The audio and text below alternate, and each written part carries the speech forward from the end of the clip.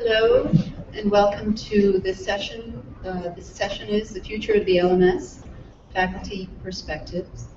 My name is Saul Khan. I work at Texas State University, where I work with faculty and also am an adjunct instructor. The question we're looking at today is, what is an LMS, and perhaps more importantly, what should it be? That's the topic we're hoping to tackle, or at least begin to, this session. As we all know, change has been very rapid in educational technology, and the pool of available LMSs seems to grow and shrink and morph constantly. As mentioned this morning, one of the newest entries is Google with Google Classroom.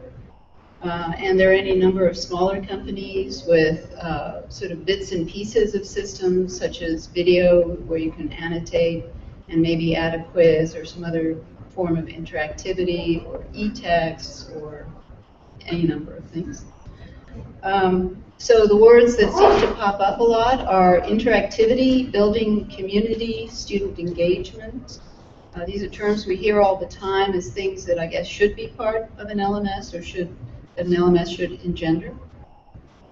So we get back to what is an LMS and what should it do. And we find that that may depend on who you talk to and where that person is coming from. But to lead us through that today, we have two distinguished people. Shannon Hahn over here is Chair of Foreign Languages and Spanish instructor at Durham Technical Community College in Durham, North Carolina. She's been on the faculty there since 2005, and as chair, oversees a department with offerings in Arabic, French, German, and Spanish. She herself teaches Spanish from beginning to higher level advanced classes. And she's a winner of the Teaching with Sakai Innovation Award this year. And so you'll be able to see her session tomorrow at 3 o'clock in Symphony 1, where she'll be talking about her project. So I hope you will be able to attend that. Robert Squillace is the Associate Dean for Academic Affairs at New York University's Liberal Studies program. He has helped in developing the Global Liberal Studies bachelor's degree and serves as co-chair of the User Advisory Group for NYU's Sakai-based LMS, and is a member of the university's ePortfolio project. So they're going to give you their views on this topic and what the future might hold, and we're going to leave some time at the end for some Q&A.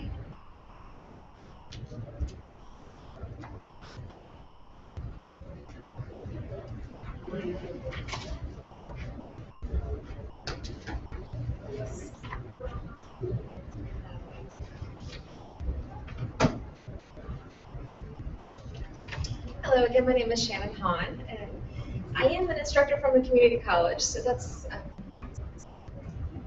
get that going.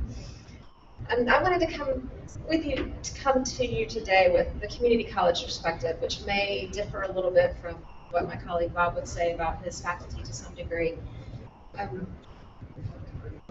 What I generally see, this graph represents really our three main parties to the LMS. The faculty, the students, and then our IT staff. In general, at the community college level, our faculty are teaching faculty. We don't generally focus on research. Our faculty teach anywhere from 5 to 8 courses a semester, with 5 to 10 office hours on top of that. And so in general, our faculty are very motivated teachers with very little time. I'm not trying to say that's different. The four-year schools in that regard, but generally I've found that faculty will implement technology if it serves a need and if they can do it efficiently, meaning it's not going to create more work for them. If it creates more work for me, I'm not going to do it, is the bottom line that we hear from faculty in our college. Students, we have a extremely diverse population of students. Our age range is anywhere from 16-year-olds to 70-year-olds or older in our classrooms at one time. and they may or may not have ever really even touched a computer. So we cannot assume that our students have technology skills coming through the door. We cannot assume that they have a computer or any access outside of our classroom. We do have labs on campus, and the libraries have computers. We know that they can get access to some degree, but we also have, most of the students I come across who don't have good access also have 1 or 2 full-time jobs and 5 kids. So it's, we really have to keep in mind, not that we're going to water down what we expect of them, but we also need to be conscious of that fact, that they're not coming in with the skills. At the same time, even students who don't have the skills want them. They recognize that they need those skills. They want technology in the classroom. They expect it. At minimum, they expect to be able to see their grades anytime they want to see them. So, using this kind of grade book and things like that. So there's an expectation there. In the IT side of it, our support resources are extremely limited. At my college, we have 4 people who support a wide range of programs. We're not just doing general education, and that's the department I'm in is art sciences and university transfer, so my students are generally expecting to transfer to a 4-year university to continue the degree. But we also have automotive program, we have electrician programs, there's a wide range that our 4 IT staff members are expected to figure out solutions for. And I will say they do superhuman work. But that's the reality of our system. I mean, I know that that's not unique. I know that that's the limitations in support are common across any kind of school to some degree. But I just wanted to give you a sense of where we are. And so in general, the faculty, I'm kind of taking this today looking at what faculty seem to want. What are we looking for? I say functionality over brand. At least in my experience, I don't see faculty saying, I'm just dying to find a use for VoiceThread. They're mostly coming at it as, okay, I need my students to do a voice chat. How can I do that? And generally the faculty that end up actually carrying through and using the technology are the ones that start from that I have a need in my classroom. I need something that does this function, therefore, what can you offer me? Also, the ease of implementation and use. These are the main 3 questions on my mind, or in our instructors' minds. How easy is it to implement? How easy is it to grade? And will my students be able to use it without my help?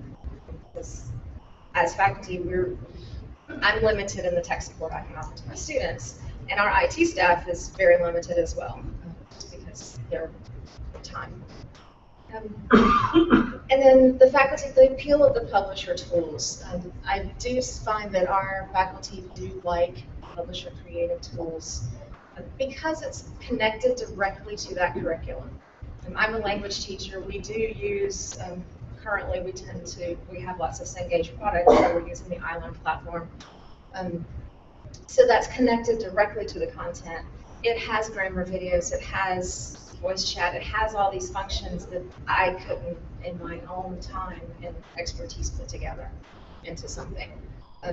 So there is a lot of appeal for those in various disciplines. And I just talk with languages because that's what I know personally. But the students, they want 24/7 access, especially their grades. Like I said before, regardless of their comfort level with technology, that expectation is there.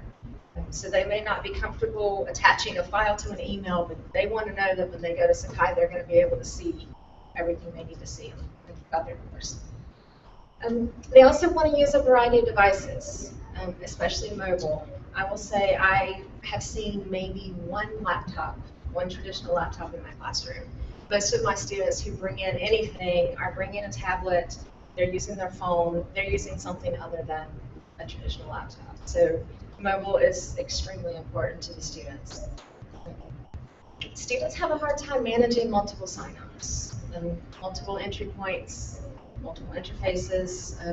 For my course, which I will talk more about tomorrow, but I had to go outside of Sakai for one resource, and I find that each tool that has to go outside of Sakai with a different sign-on creates another level of IT headache for me, because that's one more, they look to me for help on signing on to this external site. I don't know, it's not my thing. And then the students have sort of an expectation of a web experience, and let me explain this a little bit, and I think some of what Bob talks about later may kind of lend to this too, that in general, Sakai tends to still be very linear. We expect students to go to lessons, or at least the way I've used it, and most of my colleagues have, expect students to go to lessons and read through what they're supposed to do for their list of assignments, what they're supposed to turn in. But in reality, my students skip that step, and they look at the calendar and they say, oh, I've got something to do. Click on the assignment and then try to do the assignment without ever actually getting the material. And then they come to class and say, I don't understand what you want me to do. So there's kind of a disconnect of how students typically would use a website and then what we expect them to do in Sakai. Because when I go to a website, I don't start at the top and work down. You do what catches your eye, or what that word that shows gets you to where you want to be. So that's one thing that the students, I feel, there's a little disconnect with Sakai, what they're expecting. So the IT challenge, instructors do want help to find the best solutions. I do think they also want flexibility to find their own, and then students also need somewhere to turn. In the write-up for this session, it was the question of, do we want a more fully robust integrated system or a looser constellation of tools as well? So beautifully described it. I think having a combination to some degree is going to, in the long term, be where it needs to be, because instructors are not going to want to be pigeonholed completely. However, on my campus, instructors the instructors can be just as technology illiterate as the students. And we also rely on a high percentage of adjunct instructors who come and teach one course a semester, a lot of turnover. So keeping them, the expectations of them to build something using a wide variety of tools that they are expected to find in any way is just not realistic. My instructors, I do oversee instructors. My instructors, the more I can hand them something on a plate, the more they're likely to do it. And so if I want my instructors to incorporate tools in a certain way, if I can share that with them, they'll do it in a heartbeat. If I say, can you please go design something, they're going to say, I'm sorry, I have a full-time job. So I generally lean a little more towards having a more robust integrated system, for the fact that it's less burden on the faculty. The students can have a little more consistency in the use, especially for students who are struggling a little more with the technology. If my course feels has the same kind of processes going on as another instructor's course, not to say our courses look the same, but if I'm expecting the same skills, then they're more likely to be successful in both of our courses than for my course to say, I need you to do these 3 things. And I think just a little more consistency for the students, in our perspective, is valuable. Excuse me. The session also mentioned talking about just generally what the primary functionalities are that we see for a learning management system. And this is just kind of what I see is, what are we trying to do as teachers online or with technology? I want content delivery, and in that it needs to be easy to use and include a variety of delivery modes. Especially coming from a language background, in my classroom, we're doing lots of partnering and talking and games and all kinds of hands-on kind of activities. So how do I recreate that online? And that's a big challenge. Also, that it be easy to share, and that's one thing that has been an issue. Like when I build something in lessons, and I want to share that with my faculty. That's maybe I just don't know how to do it. But if anyone in this room can help, because I really need to be able to do that, to be able to share modules basically is what I'm looking for. We want student interaction. We're not about lecture, at least in my discipline and a lot of others. We want in all its modes. We want text, audio, video. We want it one-on-one, small group, large group. We want it synchronous and asynchronous. So anywhere in those areas that can be developed, I think that's useful. And then some assignment submission with easy grading function. We don't want it cumbersome to students or faculty. So I think those really, if I had to think outside of Sakai, just in general, and as an instructor, what I want to be able to do, those I would say are my 3 areas.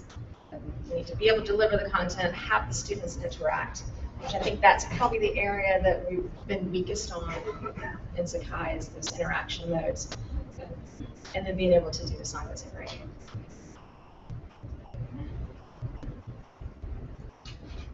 And the other question that was posed in the thing was just the titling of the thoughts around the idea of management. I'll just say a brief word about that. I am a linguist, but I'm not going to go semantics on the idea of the word management. But one word that has popped out a lot in education recently is the idea of mapping, and I like that concept.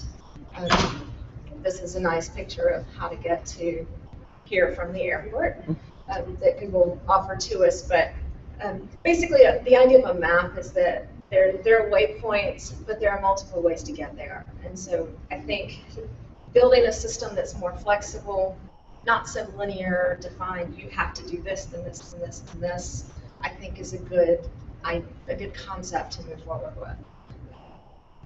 So that's one part, and we'll turn it over to Bob.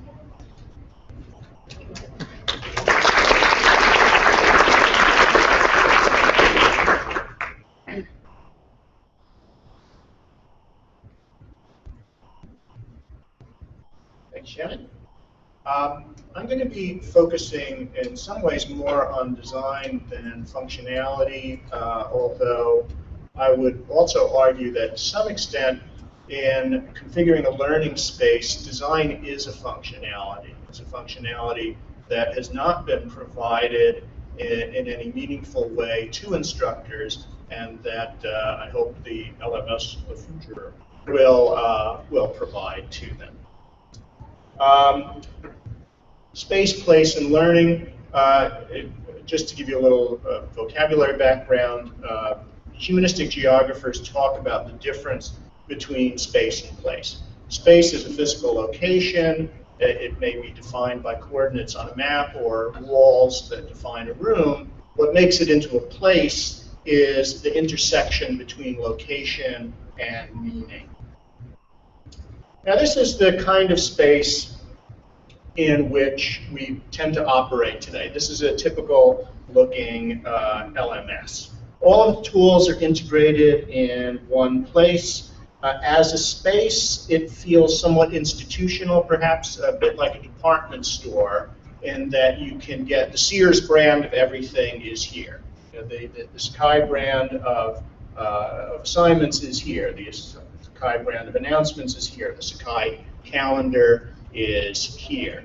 Very much like no matter who's manufactured it, in Sears, if you get a dishwasher, it's going to say Sears on it, even if it was made by Maytag. I don't know if Sears even exists anymore. I may be reaching back into the dim past, but whatever the equivalent is these days, Kohl's, maybe something like that. The space is set up to guide the user to the place that they want to perform a certain function. In itself, it's more or less a matter of indifference, except as it gets the user to the place they want to be. It's like a terminal in that respect. Now, this is part of an experiment in a pilot that I did last semester using WordPress as an LMS, or maybe not as an LMS. It's hard to say. There's certainly no management functionalities here. There's no grade book, there's no test or quizzes tool, there's no assignment tool, nothing like that. But the most profound difference is that the spatial metaphor is very different. The center blog line, blog space rather, in a sense gives a performance space that's at the center of the course. It's like open mic night at a comedy club. Anybody can post anything there at any time that they want to. That's not the only aspect of the difference between this space and the traditional LMS space. The tagging functionality creates a kind of ongoing history of the space, an inventory of what's happened there.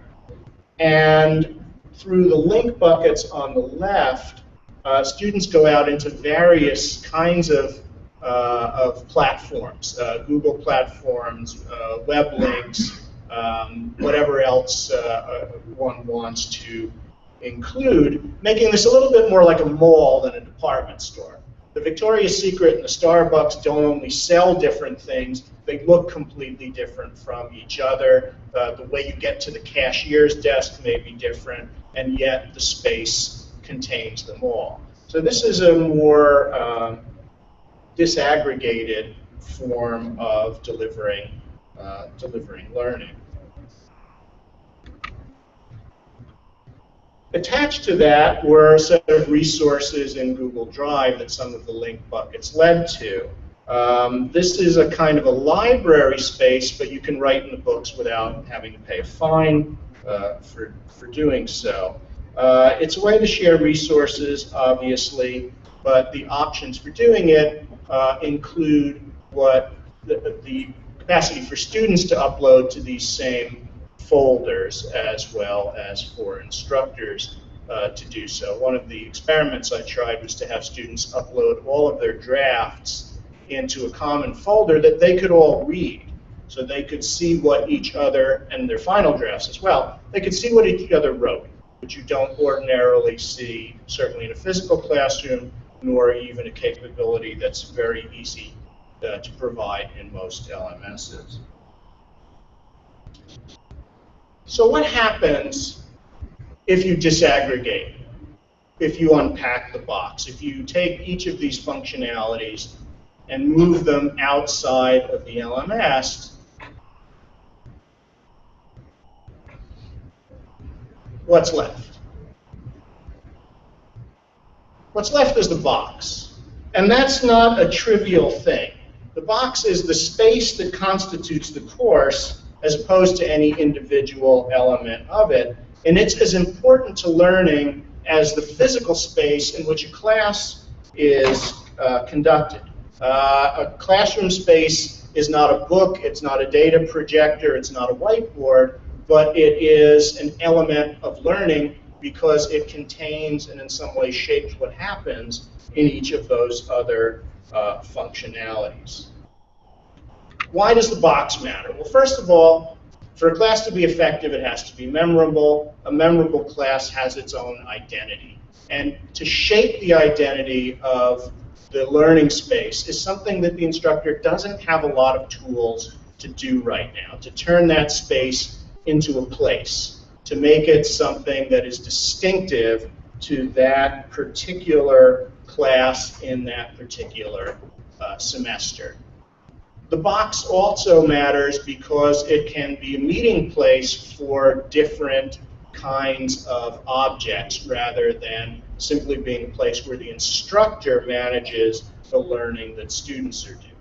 I think social media are eroding the idea that education comes before practice. You go and get your degree, and then you go off and do something in the field that that degree suits you for. Students are starting not only, I mean, some people have always done this. Look at all of the people who've made great contributions who never graduated from high school or college. But now it's starting to become an expectation, I think, of students that they can start doing something in their field of interest while they are still studying it. And we want to be able to pull those experiences into the box that the LMS, or whatever one might call it in the future, constitutes. So class space has to allow the world into the classroom, partly by easily linking out to things that are not part of it, and also by introducing students to real-world online tools, things that they will continue to use after their semester, after their education is over.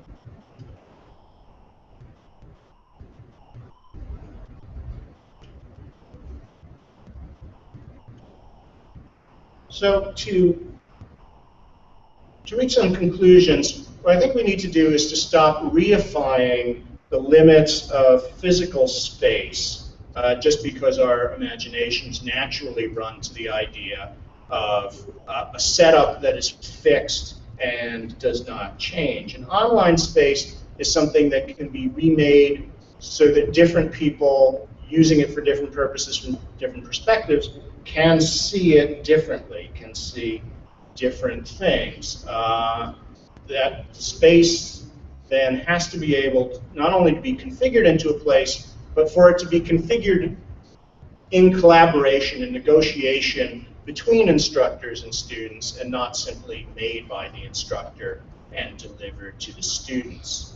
The online place, further, I think, that each student defines for themselves needs to be continuous across courses. In other words, the student needs to have some kind of continuing online identity that feeds into the box, as I've been calling it, that constitutes the course's identity, and that stays with them across all of these different courses, rather than the student having a special existence. It's as if, you know, if you went into a job where you had to put on a special set of clothing that you never wore outside, but you only ever wore that on the job. Well, we don't want necessarily, at least I as an instructor, don't want that kind of separation.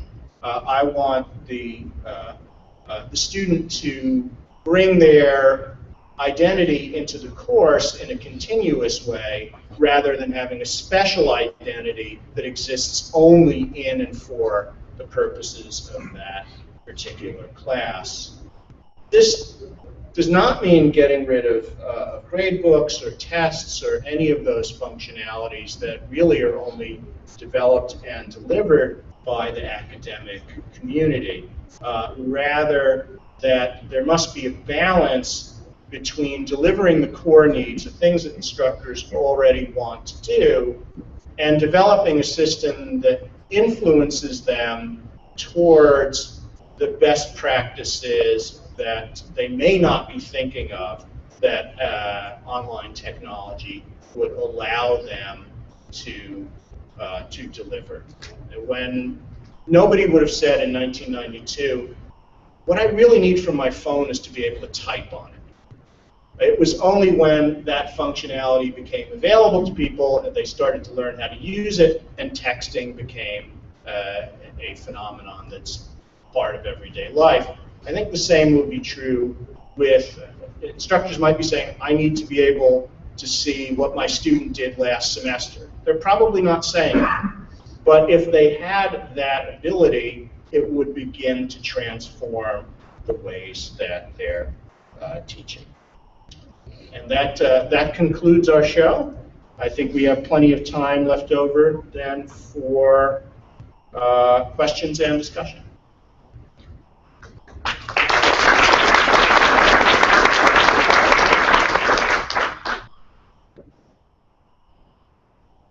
Questions? Anything that sparked some interest that you'd like to elaborate on? One thing that I've heard that, I'm sorry. One thing I've heard faculty say where I work is that when the topic comes up of changing to a different LMS, the response I've heard from some of them is, please don't make us learn anything new. Yes. Does that resonate at all with you all? Yes. And- Yeah. Now, why would you want learning to go on at an educational institution? So counterintuitive. Yeah, we certainly hear that a lot, and I think that shows the extent to which instructors are looking at the LMS simply as a tool, as a utility, and not as an integral part of their educational, the way they educate their students. So that they're not looking for, it would be ridiculous for an instructor to say, I don't want a better textbook. I don't want to learn what some new theorist says. I learned classical economics. I don't want to learn any of this new econometric theory. But they don't look at the LMS in the same way because it's still looked at as just a kind of a utility. Or like I don't want a different kind of light switch to turn the lights on. Shannon, did you have any thoughts about that? My first thought is just the time it takes to learn it. I mean, that's really, I think, it's the practical side from my experience with my colleagues. We just finished our Sakai transition. And the thought of changing anything, it's daunting because just the training involved. I think especially if you want faculty to use it well, there is a learning curve, and we have to respect the learning curve. And it does take time. And so I think I do agree that it is often seen as the add-on, it's the extra. But even the instructors who are open to the idea of it being an integral part of how I educate my students, I think then the time factor really hits home. And just to qualify, they added, if it adds no real value to, if it's just a different tool, not adding any, usefulness to the teaching. There was a question. We've recently passed some policies with our faculty senate, kind of mandating the box, really trying to create some structure because there were so many emerging technologies that were outside of the LMS. We've had adjuncts quit mid-semester. We've had full professors die mid-semester. With very little resource for a Sakai administrator to go in and keep a course alive unless it's in the box. So we took it through our faculty senate, and they agreed to identify Sakai, in this case, as the box, and that other things would need to go through our e-learning center, our Sakai administrators, so that not to squelch your emerging technologies, but to say, fine, if you're going to bring something up, like a WordPress instance as your LMS, first you need your program chair's approval, you need your dean's approval, but you need to share at minimum your administrator passwords and access with a central e-learning administrator. Your faculty gave up that chunk of academic freedom that easily? No, we fought, but they did. That's amazing. Wow. I would say that's one of the concerns for me as a chair, and I also think in the sense of looking at accreditation and the data-driven decision-making and whatnot. One thing about keeping a box, just stick with that.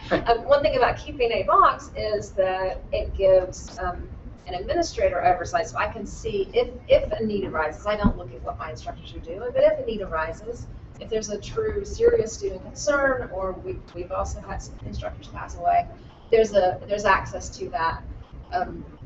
But also just for IT to have an overview, if everyone only did their own outside tools, then my IT staff would have no idea what technology is being used on our campus.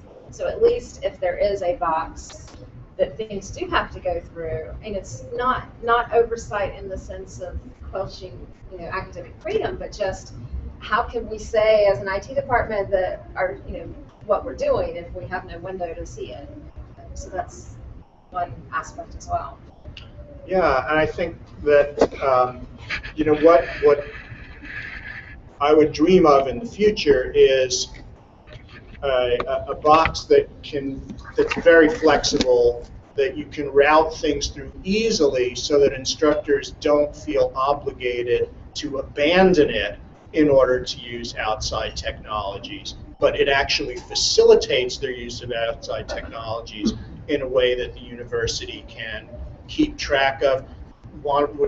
For any learning analytic purposes, would want to be able to keep track of the data when it's available coming from those outside tools and systems. And then, which outside tools and systems is another question. If they're open source in some way, that facilitates as well holding on to the data and making them really integratable. But it's hard in current LMSs to integrate those outside systems into the course site in a way that makes them seem anything other than a link to somewhere else. We had a question. I think Bob actually answered it, though I'd be interested in hearing. I was going to ask, actually, both of you, if there were one thing and only one thing you could do to Sakai to make it more of a place for learning and not a space, what would it be? But I think, Bob, you basically answered that, right? Yeah, I mean, for me, it would be tools to allow me to configure my individual course space to look the way I want it for my particular course, and also that would help, allow students to work to be foreground. I would echo the same thing, because I think just the, I mentioned just the linearity, and there's no flexibility in what that homepage of Sakai really truly looks like, and you have little tweaks. But to really be able to offer an entry and a way of navigating my Sakai site that suits the way I want my course to go, but still within, like, I don't really see it. I still see it having similarities with others. I don't want I still like consistency to some degree, but some configuration would be nice. One of the things I do teach a course and use Sakai, and one of the things I've tried is building a sort of a website within the resources that sort of lets me make the thing look the way I want to. Well, I think one of the ways that would be even more useful within Sakai is if everything was addressable. So if every assignment had a URL, every test had a URL, every discussion had a URL, wouldn't seem to be that would be too hard to do. And then people could theoretically build little websites within Sakai without really changing it. Just adding that one thing would be one way that you could make it a lot more flexible. Thank you both this was really great. Bob, you mentioned that the notion of configuring space in places comes from humanistic geography, I think. Yep. I'm wondering if you had to discuss this notion with your STEM colleagues at all, and if to what extent you think that whole notion that you presented would be what they would make of that. And I'm thinking because the MOOC platforms at present seem to have largely come from engineering, STEM kind of approaches into this domain, and whether you think that there's a meeting place. Yeah. Yeah. That's a good question. I have not had those discussions, although I've certainly worked with a number of people in STEM fields on our user advisory group, and their interests tend to run more towards, can you make the gradebook easier to use?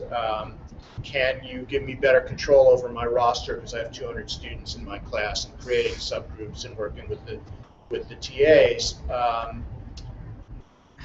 I suspect, though, that maybe the meeting place would be where flipped classroom experiences would allow them to deliver more of their instruction online and make the classroom place more for answering questions and for discussion, that they would want a space that they can configure so that that flipped classroom material becomes more distinctive for their particular course. That's a total guess. I've heard both of you say that flexibility is kind of one thing that you really like in your class, but if you look at it from a student standpoint, they have 4 different classes, and now you create 4 different experiences, not the most friendly idea. And what we're seeing, and not to get out in front of Francesca's survey says talk that you can see later at 3:15. With Bob. With Bob, in this room. Not to get out in front of that talk, but there are, to me, some strong signs that faculty and students want different things in an LMS. And in fact, the same thing that's making you not as happy as you could be is actually making them quite happy. So I think that would be an interesting thing for you guys to explore in that next session. There's definitely a tension there, and when I used the WordPress site, I surveyed students at the end of the semester. They liked everything about it, except they found it harder to follow my instructions through it than in classes, because I wasn't as prominent a presence in the course site. I think students they're getting more comfortable at using. I mean, they live in an app world already, and they're getting more comfortable with using different apps for different purposes. And I imagine that when they say consistency, what they mean is it has to be easy for me to find. And it may be that sometimes when instructors off-road, they do it in a way that makes it unintelligible. And if there were better tools for instructors configuring in a way that was comprehensible to students, that might help address it from both ends.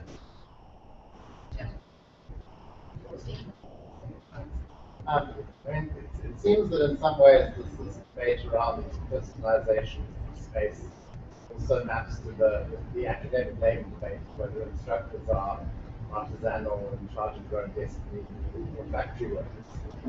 Your description of place makes me wonder if you can really control the metaphor to that extent, because what seems to be happening in news media is essentially the homepage is dying as the first entry point. So the sense of the homepage would be where you create a sense of place and the unique characteristic, totally undercut by this ability to have the same type of object like an assignment across multiple courses, and if your point of entry is a mobile app that says what assignment are they going in 3 days.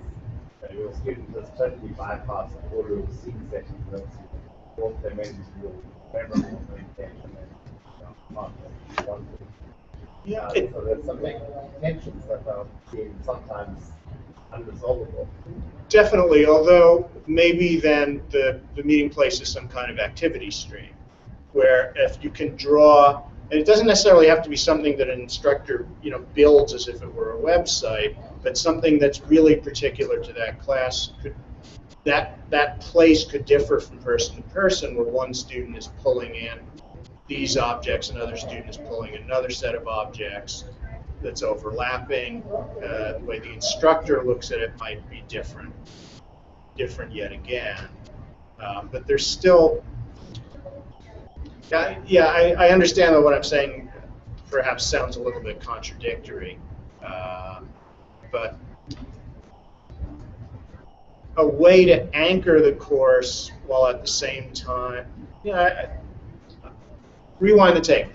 I agree. There is a difficult contradiction to negotiate there. That people are using online materials in more and more granular kinds of ways and getting away from the wrapper. But as an instructor, the wrapper is something I'm still very interested in. Okay, this will have to be our last question. We're almost done. Okay. So I'm really intrigued by your talk about the box. So I think there's an institutional level of understanding what the box should be, or there's a classroom per class. understanding of what the box should be. Because I recall I helped one faculty flip the classroom. So in that particular class, the box is a Facebook group page. The faculty use the two things. One is the publisher's test bank. The other one is all the lecture notes on present. So those two things, they don't actually exist well in Sakai, for example. Right? So they create a Facebook page and easily communicate with each other and disseminate the material easily. And in the classroom, they discuss and do the homework together. So that worked pretty well. So I'm just very curious to try to understand, what the box should be and how they define it. Just some thoughts. Yeah. And the box is the meeting place for me. It's Yeah. the place where everything is routed. And I still like that kind of space. I think it's useful for creating a sense of community around the classroom. That it's the community commons, as it were. I think I'm understanding. Am I answering the question? Yes. Yeah. Just try to figure out, what box it really is. It means different things for different people. And you have to find a balance, how you are going to say it fits into the institution and fit it into each class, fit the faculty, fit the students. It's quite difficult. Right. But currently, it's one thing for everybody. Yeah. And that's what I think we need to get away from, is to give instructors the ability to configure that space in a way that's going to make it more place-like, more individual. Places only exist as differentiated from other places. Otherwise, you don't have a sense of place at all. And there aren't the kinds of tools to differentiate those spaces meaningfully from each other at present. Shannon, any reflections? Okay. Unfortunately, we're out of time, but I'd like to thank our two speakers